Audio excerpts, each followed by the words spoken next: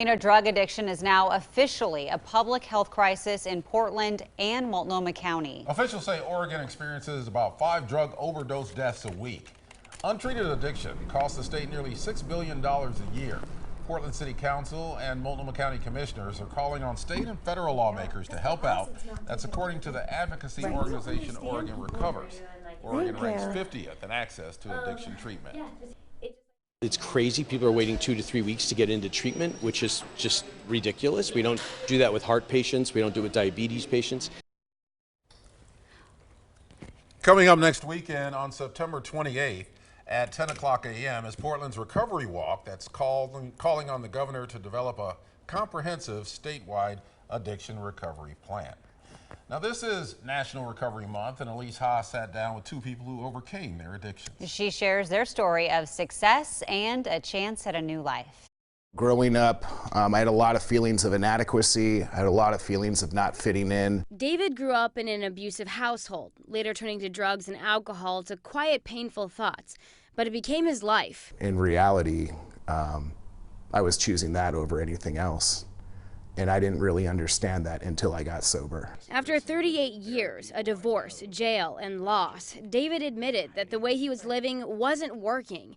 He asked for help and got into addiction treatment.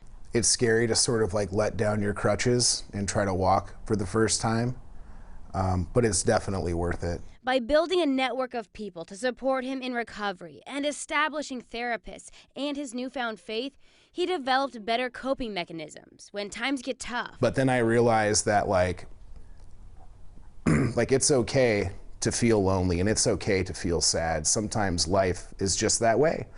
But it's also nice because I get to feel joy and hope more authentically. Nothing is more raw than someone realizing they're at that point. Like many, Sarah started drinking as a teen, but she had an abusive relationship with substances. There were consequences along the way, but none that forced her to change. I brushed it off as being young and trying new things and experimenting. Sarah had a hard time admitting to her alcoholism because she was able to keep up a facade. I still had the job and the car and the husband. I had lost everything inside of me.